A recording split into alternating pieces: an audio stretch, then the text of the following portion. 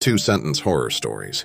Alone in my room, I heard my mom call me from the kitchen. As I stepped out, she pulled me into her room, whispering. I heard it too.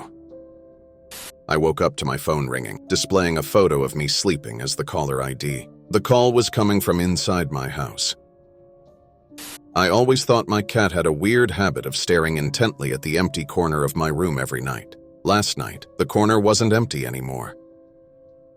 I was born blind, but was lucky enough to have a loving mother who took care of my every need. Imagine the betrayal I felt when a stitch slipped and a ray of light hit my eye for the first time. Tinder is completely useless, and I don't have a single match.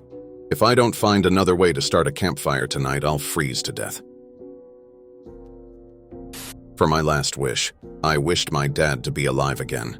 I stood atop his grave and smiled, imagining him screaming and clawing at his coffin lid as he did the 2 previous times I wished him back. I decided to kill off a few characters in the book I'm writing. It would definitely spice up my autobiography a little. I used to hate the sound of crickets outside the lonely farmhouse. Now every time they go silent, I know that thing is passing by, and I pray for them to chirp again. My mom always told me that if I was lost, I should find an adult with kids, so that's exactly what I did. You can imagine the look on my face when I heard the other kids say, "We're lost too." I laughed as I quickly walked away from the slowly shambling zombie horde, wondering how anybody could have been stupid enough to be caught by these things. After 4 days of sleepless chasing, I finally collapsed to the floor from exhaustion, the distant groans of my pursuers growing slowly louder. The worst part of the zombie apocalypse wasn't the deafening silence and loneliness. It was having full consciousness and thought, but being unable to control my rotting body. Leaving the dying world infested with zombies behind, I managed to teleport to a time before it all happened. Happy to be in a zombie-free world, I felt a pang of pain in my right leg. I saw that the scratch I had gotten from a zombie was now red and infected. Her letter read, "I'm breaking up with you. The raft we spent months building on this desert island was gone too. Everyone feels safe when they double-check that the door is locked. They never seem to consider it might not have been them that locked it. It's all in your head," my doctor told me, as we both stared horrified at my X-ray. I was excited to see my friend finally take his mental health seriously and start taking medication. Each pill he took dissolved my body and frayed my mind, but we both knew imaginary friends aren't supposed to last this long. "Can't believe I have to share an elevator with the likes of you," the CEO said when he saw the janitor coming in with empty garbage bags right before the door closed. Next time the elevator door opened, the janitor walked out of an empty elevator while dragging 2 full garbage bags behind him. I smile knowingly as my date and I both take a sip of wine. It is only as I wake up to find myself chained in a dark basement that I realize she must have switched our glasses. "This is boring. I don't want to play doctor anymore," my son whined. "Shut up and hand me the steak knife," his sister snapped back as I struggled against the zip ties and gag. "When I die, bury me with my husband," I told the priest 3 months ago. Fast forward to the day of my funeral and my spirit watches as the priest lowers my screaming husband into the coffin and buries him beneath the earth. "Grandma, what big teeth you have," I said, as I saw her grinning in the pale moonlight. "All the better to eat with you," she growled proudly as we devoured the torn corpse of my first kill, a girl in a red hoodie. The principal of my son's school called me at work today to tell me my son pushed another kid while on a school excursion. I initially thought that this hardly warranted a phone call, until I remembered that my son's excursion was to the Grand Canyon. "Now be careful, that line of rock salt is the only thing keeping them out," the man said, welcoming my group into his refuge. "Sea salt," I clarified. "Sea salt keeps us out." I apologized after bumping into a fellow inmate in the cafeteria. It was when our cell doors were the only ones not shut at night that I realized he wanted more than an apology. Battery at 1%. I looked at Earth one last time before my suit ran out of power. I frantically ran to Walmart's customer service to pick up my son who got lost in the store. "Nice try, sir. His father already picked him up," the store employee said. It's been almost a decade since I last saw my mother. and she still reminds me every day that if I misbehave again, she will take my hearing, too. After giving birth, I asked when the young redhead nurse will be back with my baby. My jaw dropped when I found out that there's apparently no nurses working here by that description. When the guy asked me what single song I could listen to for the rest of my life, I thought I had a good one picked out. Knowing now I had a head start, I wish I had chosen something much, much longer. Shoot me if I ever want to get married, he told his best friend after being dumped. Years later, his best man cried as he loaded the shotgun. And that young girl was murdered in these woods, in this exact spot, 10 years ago, this very night, said my friend to the group around the campfire, causing everyone to scream in fear. But as for me, I just snorted scornfully and said, "That's ridiculous. It was 6 years, 2 months, and 3 days ago, in that clearing we passed a mile back," causing everyone to stare at me silently as I idly played with my trusty flick knife. I faked my own death to get out of a relationship. It might be overkill, but framing her for the murder was the only way I could be sure we'd never bump into each other. I stare at the impending supernova 4.6 billion years after my wish for immortality. I really should have asked to not feel pain. In the empty arrivals area, a single large suitcase traveled around the squeaky luggage carousel, long after everyone else had left. The case's tags revealed it belonged to a passenger who'd never actually boarded the flight, while the dark red liquid slowly seeping out of it revealed why he hadn't. I poured my sister a cup of tea, comforting her as she cried about her recent miscarriage. I felt a little bit bad about what I had added to her tea the last time she was here, but she would have been pregnant at my wedding, and honestly, she should have known better. My friends are all ghost hunters, and they've been coming over every Saturday night for the past 5 years for story night. They have never cared that I won't leave the house, which means they've never cared to notice I've been dead upstairs for just over 3 years. And that's why I'm always so skeptical that they have seen a ghost. As I opened the door, my wife reminded me to be nice to our daughter's new boyfriend. The first thing I saw was the triumphant smirk on the face of the son whose existence I had concealed from my family for 19 years. "Please, I'm begging you, take me instead," I scream, grabbing at the 2 men who took my child. "Sorry, ma'am, children only," they said in a harsh voice as they continue loading up the last lifeboat on the ship.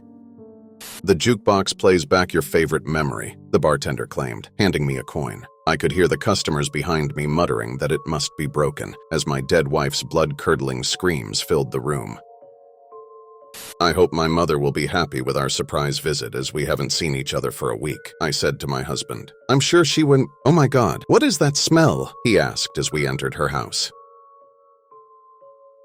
When our kidnappers asked me to choose a friend to compete against, I picked the friend who was blind from birth to ensure an easy win. "That's not fair," I screamed when they said they would blindfold me before the obstacle course began, to keep things fair. "The tests are negative. You are not pregnant," the doctor said. "I have no idea what the thing in your body is." I used my first wish to become a billionaire, and I used my second one to find out what happens after death. I was planning to use my third wish to free my genie, but instead I used to become immortal.